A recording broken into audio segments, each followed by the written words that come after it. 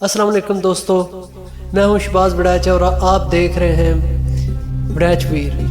दोस्तों, अगर अभी तक आपने मेरा चैनल सब्सक्राइब नहीं किया तो प्लीज़ सबसे पहले मेरा चैनल सब्सक्राइब कर लें और साथ बेल का आइकन भी दबा लें ताकि आपको मेरी आने वाली हर वीडियो मिलती रहे। दोस्तों, मैं आज आपको बताता हूं राजपूत के बारे में। राजपूत जिसके मानी राजाओं के बेटे के हैं और वो अपना सिलसिला नस्ब देवमालाई शख्सियात से जोड़ते हैं। यही वजह है कि इनकी इब्तिदा और असलियत के बारे में बहुत से नज़रियात कायम किए गए हैं। ऐशोरी प्रसाद का कहना है कि वो वेदिक दौर के छत्री हैं। बाद का कहना है कि ये सैथन और हन हमलावरों में बाद राजपूताना में मुकीम हो गए थे और उन्होंने और गोंडों और भारों के साथ ब्राह्मणी मज़हब कबूल करके फ़ौजी ताकत हासिल कर ली थी। Mister CV. विदिया का कहना है कि पृथ्वीराज रसा के मुसन्नफ़ चंद्र बराय ने राजपूत को सूरज बंसी और चंद्र बंसी साबित करने से आजज आकर एक नए नज़रिया के तहत इनको अग्नि कुल करार दिया था, यानी वो आग के ख़ानदान से है। और वो शशस्त्र ने जो कुर्बानी की आग की रोशनी से पैदा हुए थे, इससे राजपूत कमर से आला पैदा हुआ था।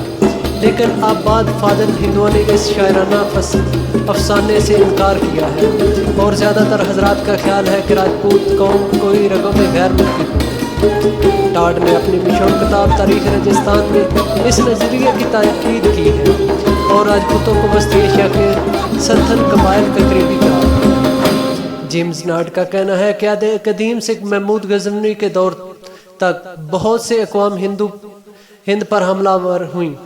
वो राजपूतों के 36 राजकुली में शामिल हैं।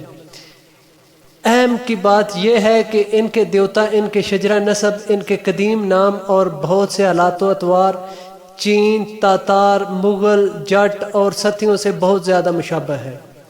इसलिए बासानी अंदाज़ा होता है कि राजपूत और बिला ज़िक्र अक़वाम एक ही नस्ल से ताल्लुक़ रखते हैं। 7वीं सदी ईस्वी में ह्यूंग त्सांग ने राजपूत का कलमा इस्तेमाल नहीं किया। अरब हमला आवरों के ज़माने में 8वीं से 11वीं सदी ईस्वी के हवाले से बुद्ध प्रकाश लिखता है कि लफ्ज़ कश्तरी कम देखने में आता है और राजपूत की इस्तिलाह आम नहीं हुई थी। डॉक्टर पी सरन के मुताबिक लफ्ज़ राजपूत नस्ली मानों में 10वीं सदी ईस्वी तक इस्तेमाल नहीं हुआ। हत्ता के ठाकर की इस्तिलाह जो मुस्लिम मुहर्रिखीन ने अपनी तहरीरों में चंद बार इस्तेमाल की है, एक कबीला के बारे में है। कबीला ईरान में बहुत पहले से मौजूद था। पहले मोहम्मद बिन कासम ने राना का खिताब एक जाट को अता किया था। रावत का कलमा रूट या टाट से बना। इसका मतलब मशरक़ी ईरान में बादशाह के हैं। वाज़ेह रहे कि राजपूत का कलमा 7वीं सदी से पहले कहीं दिखाई नहीं देता था। ग़ालिबन इस कदीम तरीन लफ्ज़ बिन फाते टॉर्मन के कतबा पर मिलता है। इस कतबा पर इसके बेटों और बेटियों को राजपुत्र कहा गया है। इसका मतलब है कि इस कलमा को लघवी मैनों में बादशाह की औलाद में इस्तेमाल किया गया। जो ईरानी कलमा वस पोहर बादशाह का बेटा के मुतरादिफ है। वस संस्कृत में भी बादशाह के मैनों में आता है और पोहर संस्कृत के पुत्र का मुतरादिफ है। लेकिन 7वीं सदी ईस्वी से इसकी जगह राजा इस्तेमाल हो रहा है। चुनाचे जब शंकर आचार्य के तहत कट्टर ब्राह्मण मुतकाहिया हुआ तो राजा पत्र का लफ्ज़ इस्तेमाल हुआ। कलहाना ने राज तरंगी में राजपूतों को वाज़ेह अंदाज में गैर मुल्की, मगरूर, बहादुर और वफादार कहा है। यह महज फ़र्ज़ी आरा नहीं है। किसी मुसलमान मुअर्रिख़ ने पंजाब, सिंध, बलूचिस्तान, मकरान, कियाकान, अफ़ग़ानिस्तान, गज़नी और कश्मीर की लड़ाइयों में राजपूतों का जिक्र नहीं किया है। अबू अल-गाज़ी ने तातारियों और मुग़ल अक़वाम के नस्ब की रवायतें बयान की हैं। वही रवायतें पुरानों में आई हैं। इसका कहना है मुग़ल तातारों की मुर्सियाला का नाम पशना था और इसके बेटा का नाम अरगूज़ था। अरगूज़ के 6 फर्जंद थे। बड़े बेटे का नाम कीन यानी सूरज था। दूसरे बेटा का नाम अयो यानी चाँद था। तातारियों का दावा है कि वो अयो यानी चाँद की नस्ल से हैं। अयो का बेटा जल्दस था। जल्दस का बेटा आयो था जिससे शाहान चीन की नस्ल हुई। एल खान जो आयो की छठी पुश्त पर था, इसके 2 बेटे थे, एक खान दूसरा नागस। नागस औलाद ने तातार को आबाद किया। چنگیز کا خان کا دعویٰ تھا کہ وہ خان کی نسل سے ہے، ناگس غالباً تکش یا سانپ کی نسل سے ہے۔ افغانستان اور شمال مغربی علاقہ قدیم زمانے میں ہندوستان سے ملحق رہا ہے، اور یہ علاقہ عہد قدیم میں ہندو تہذیب کے بڑے مرکزوں میں سے تھا۔ بھارت ورش کے زمانے میں یہ قندھارا کہلاتا تھا۔ کابل قندھار جو آج کا قندھار ہے، پہلے اسے گندھار کہا جاتا تھا، اور سیستان اکثر سیاسی حیثیت سے ہندوستان کا حصہ رہی۔ پارتھی عہد میں ان مقامات کو سفید ہند کہا جاتا تھا۔ اس علاقہ کی پرانی عمارات اور خانقاہوں کی کھنڈر اس کی تائید کرتی ہیں، خصوصاً ٹیکسلا کی عظیم الشان یونیورسٹی کے آثار۔ اس کی شہرت آج سے 2000 سال پہلے اپنے عروج پر تھی۔ اس زمانے میں جو بھی فاتح ہند پر حملہ آور ہوتا تھا، تھوڑے عرصے میں اس کا شمار چھتریوں میں ہونے لگتا تھا۔ سکوں کو دیکھنے سے معلوم ہوتا ہے کہ پہلے حکمران نام غیر ملکی ہے، لیکن بیٹے یا پوتے کا نام سنسکرت میں ہے، اور اس کے تخت نشینی یا تاج پوشی چھتری رسوم کے مطابق ہوتی تھی۔ راجپوتوں کے اکثر قبیلوں کا سلسلہ نسب سکھ یا سیتھی حملہ آور سے تھا، اور وہ سفید بن قوم کے حملہ آوروں میں سے تھے۔ یہی زمانہ تھا کہ باہر سے حملہ آور اقوام ہندو معاشرے میں داخل ہو رہی تھیں اور ہندو تہذیب اختیار کر رہی تھیں۔ ان حملہ آوروں کو گوترا عطا کرنے میں مقامی پنڈت سبقت لے جانے کی کوشش کر رہے تھے۔ اس طرح وہ ہندو تہذیب کو ترقی کی پوری کوشش کر رہے تھے۔ چنانچہ وشنو، شیوا، چندی اور سوریہ وغیرہ کے ادیان بہت پھیل گئے۔ اس سے نہ صرف برہمنی مذہب نہ صرف اپنے عروج پر پہنچا، بلکہ بدھ مذہب کو سخت صدمہ پہنچا، اور وہ برصغیر کو خیر باد کہنے پر مجبور ہو گیا۔ اس طرح راجپوتوں نے برہمنوں کے ساتھ مل کر ہندو دھرم کو عرصر نو زندہ کیا اور بدھوں کو تہس نہس کر دیا۔ سکھ، پہلو، یون اور ترشک جو وسط ایشیا کے مشہور قومیں تھیں، اور وہ ہند پر حملہ آور ہو کر ہندو مذہب میں داخل ہو کر راجپوت کہلائیں۔ ولسن کا کہنا ہے کہ راجپوت قبائل راٹھور، پوار اور گلہوٹ وغیرہ یہاں پہلے سے آباد تھے۔ یہ چاروں قبائل اصل میں جاٹ ہیں، جنہیں بعد میں راجپوت کہا جانے لگا، کیونکہ یہ اس وقت حکمران تھے۔ اس بنا پر راجپوت یا راجپتر یعنی راجاؤں کی اولاد کی اصطلاح وجود میں آئی۔ اس کی اصل پہلوی کلمہ سپوہر شاہ کا بیٹا سے ہے۔ ولسن انہیں غیر ملکی تسلیم کرتا ہے، کیونکہ ان لوگوں نے ساکا اور دیگر قبائل کے ساتھ مل کر برصغیر کی تسخیر کی تھی۔ راجپوت رسمی طور پر برہمنی مذہب میں داخل ہونے والے جاٹ اور گوہر ہیں۔ جن لوگوں نے رسمی طور پر متعصب برہمنی نظام کی شرائط کو قبول کرنے سے انکار کیا، انہیں رسمی طور پر ہندو مذہب میں داخل نہیں کیا گیا تھا، اور وہ آج تک وہیں جٹ، گجر اور آہیر ہیں۔ یہی وجہ ہے جاٹوں اور راجپوتوں میں مشترکہ قبائلی نظام موجود ہے۔ ان لوگوں کو اپنے مقصد کے پیش نظر وشتہاؤں نے راجستھان میں کوہ آہو میں ایک قربانی کی آگ کا اہتمام کیا، اور بہت سے نووارد لوگوں کو اس آگ کے ذریعے پاک کیا۔ ان لوگوں کو راجپتر یعنی کہ بادشاہوں کی اولاد کا نام دیا گیا، جو وہ پہلے ہی تھے۔ دلچسپ امر یہ ہے کہ ایران بالخصوص سیستان میں بڑے زمیندار ویس پوہر بادشاہوں کی اولاد کہلاتے تھے۔ برصغیر کی اصطلاح راجپتر کا ایرانی کلمہ کا ترجمہ ہے۔ قانون گو کا کہنا غلط ہے کہ سرزمین پر ابتدائی قابض جاٹوں کی جگہ نووارد راجپوتوں نے لی۔ قانون گو نے اس بات کو فراموش کر دیا کہ پوار، پنوار، تنوار، بھٹی، وگن، جویا وغیرہ جٹوں اور راجپوتوں دونوں میں پائے جاتے ہیں۔ جٹوں کی جگہ راجپوتوں نے اس لیے لی کہ براہمن نے مؤخر الذکر کے خلاف بھڑکایا، کیونکہ راجپوت تھوڑا عرصہ پہلے ہندو مذہب میں آئے تھے۔ برہمنوں نے راجپوتوں کو اعلیٰ مقام دیا، ان کے تعریف میں قصائص لکھے اور انہیں رام ارجن، سورج اور چندر بنسی سے جا ملایا۔ اس کے بدلے راجپوتوں نے بھرپور ورکشنا اور اگرپارا دیے۔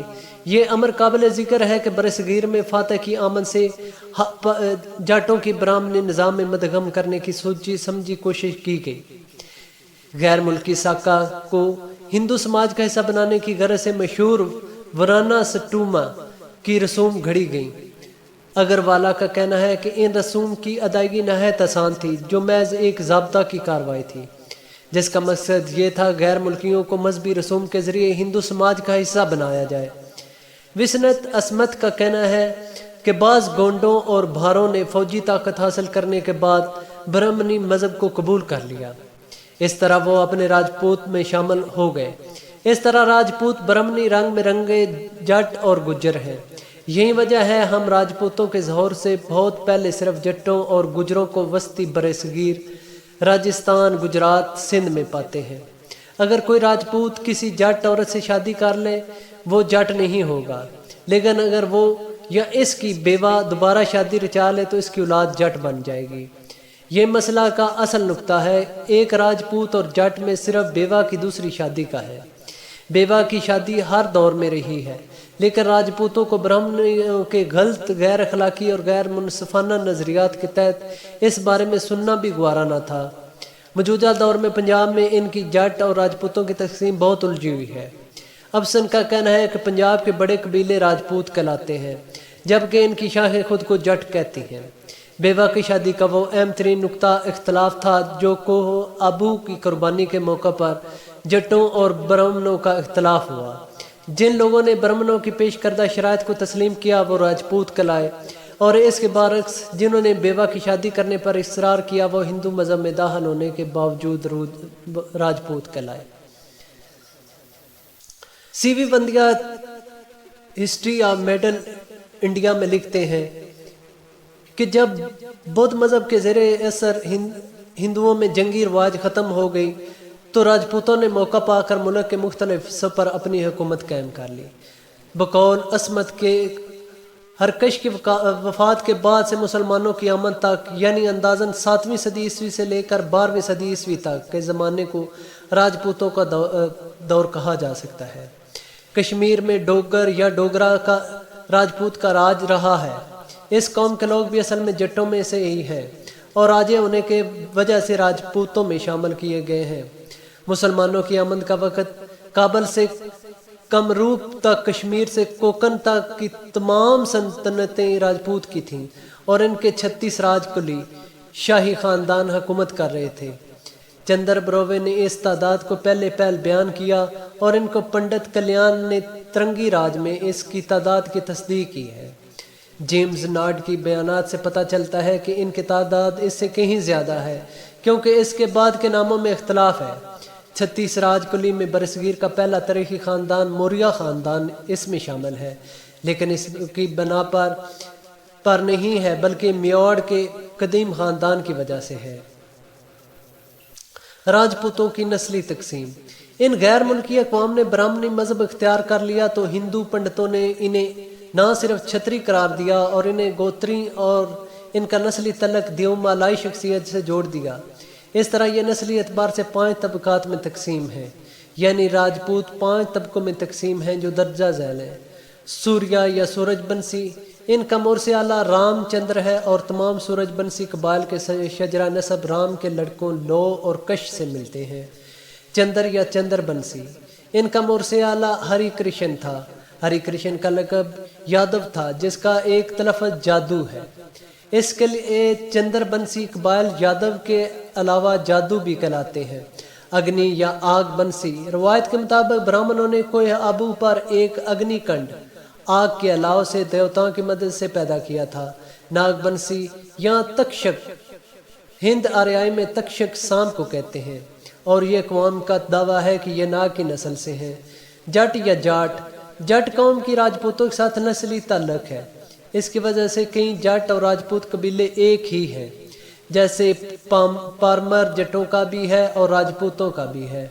ایک کتاب کے مطابق جٹ اور راجپوت ایک ہی ہیں، لیکن جو جٹ پچھلے دور میں بادشاہ تھے ان کی نسلوں کو اب راجپوت کہا جاتا ہے، یا جٹ اور راجپوت ایک ہی نسل کی 2 شاخیں ہیں۔ راجپوتوں کا کردار۔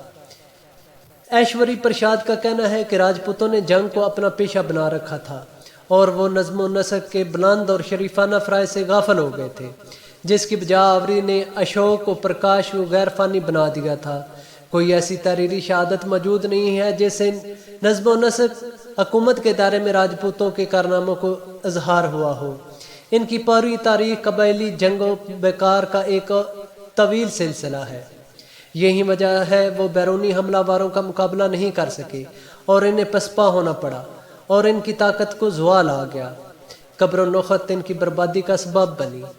ذاتی پارت کی قیود سے بامی نفاق اور حسد و کینہ کی پرورش ہوئی، اس لیے ان کی معاشی طاقت کمزور ہو گئی تھی، اس لیے ان کا نظام حکومت جاگیر درانہ تھا، یہ سیاسی اعتبار سے متحد نہیں تھے، اس لیے وہ بیرونی حملہ آوروں کے سامنے سر جھکانے پر مجبور ہو گئے۔ سی وی ودیا لکھتے ہیں، کنوج اور بنگال کے سوا راجپوت راجاؤں کو مستقل فوج رکھنے کی توفیق نہیں ہوئی۔ بعض تو ضرورتوں کے وقت فوج بھرتی کر لیا کرتے تھے اور بعض اپنی جاگیرداروں سے ان کے متوسلین کو طلب کر لیا کرتے تھے۔ حقیقت یہ ہے کہ عوام کو حکومتوں کے چلانے یا ان کو قائم رکھنے سے کوئی دلچسپی نہیں تھی، صرف حکمران خاندان اپنے ہم قبیلہ بھائی بندوں کو ساتھ لے کر حریف سے بھڑ جاتا تھا، فتح پائی تو فہا، شکست کھائی تو ملک حریف کے حوالے کر دیا۔ عوام کو یہ راج کے پلٹ جانے کا احساس نہیں ہوتا تھا۔ کنوج کے پربھار اور دکن کے راشٹر کوٹ نے چونکہ جنگی قبیلے تھے، اس لیے ان کی فوج میں بیرونی عنصر شامل نہیں تھے۔ البتہ بنگال کے پال اور سین راجاؤں نے مالوا، جنوبی گجرات، کرناٹک وغیرہ کے بعض لوگوں کو بھرتی کر رکھا تھا، کیونکہ بنگال میں راجپوتوں کی تعداد کافی نہیں تھی اور بنگالی اس زمانے میں جنگی قوم نہیں سمجھے جاتے تھے۔ باقی ملک میں بھی راجپوت راجاؤں کو ہاں مستقبل فوج کا کوئی وجود نہیں تھا۔ شمالی برصغیر میں راجپوتوں کی ریاستیں دہلی، اجمیر، کنوج، کندہار، مالوا اور گجرات میں قائم ہوئیں۔ دہلی اور اجمیر کی ریاست کا بانی اگرچہ ناننگ پال تھا، لیکن پرتھوی راج کو سب سے زیادہ شہرت ملی۔ کنوج میں مختلف راجپوت خاندانوں نے حکومت کی۔ کندہارا کی ریاست کے حکمرانوں میں جے پال اور آنند پال زیادہ مشہور ہوئے۔ جے چند راٹھور نے کافی نام پیدا کیا۔ مالوا میں پڑھیہار خاندان کی حکومت تھی۔ اس خاندان کا راج بھوج باسیت، قدردان، علم بہت مشہور ہوا۔ وہ خود عالم اور شاعر تھا۔ گجرات، بندہیل کھنڈ اور بنگال میں مختلف خاندانوں نے حکومت کی۔ میواڑ کی ریاست میں مشہور راجا گزرے ہیں۔ بلائی دکن کے زیری جنوبی علاقے چولا، چیرا اور پانڈیا کی ریاستیں قائم ہوئیں۔ راجپوتوں نے اگرچہ ابتدا میں مسلمانوں کے خلاف کامیاب دفاع کیا اور مسلمانوں کو آگے بڑھنے سے روکا، اور مسلمانوں کے خلاف یہ بعض اوقات متحد بھی ہو گئے، خاص کر محمود غزنوی کے خلاف جے پال کی سرکردگی میں، محمد غوری کے خلاف پرتھوی راج چوہان کی کارکردگی میں، اور بابر کے خلاف رانا سنگا کی سرکردگی میں۔ یہ وقتی وفاق تھا جو صرف جنگ تک محدود رہا، اور جنگ کے بعد ان کے درمیان وہی نفاق پیکار اور جنگ کا سلسلہ جاری رہا۔ راجپوت آج بھی اپنی بہادری کی وجہ سے یاد کیے جاتے ہیں۔ شجاعت اور دلاوری میں ہند کی اقوام میں کوئی ان کا سا پیدا نہیں ہوا۔ راجپوت اپنی بات کے پکے، تاغزانی کے ماہر اور اعلیٰ قسم کے شاہ سوار تھے۔ اپنی آن بچانے کے لیے جان کی بازی لگا دیتے تھے۔ راجپوت اپنی خوبیوں کے بدولت کافی عرصہ 7ویں صدی عیسوی تا 12ویں صدی عیسوی تک برصغیر میں حکومت کی اور ان کی تہذیب قائم کی، لیکن یہ اپنی بلا ذکر برائیوں کی بدولت ان کی طاقت زوال آ گیا اور انہیں بیرونی حملہ آوروں کے مقابلے میں پسپا ہونا پڑا۔ راجپوت نہ صرف میدان جنگ میں جوہر دکھاتے تھے بلکہ عمدہ انسان اور اعلیٰ میزبان تھے۔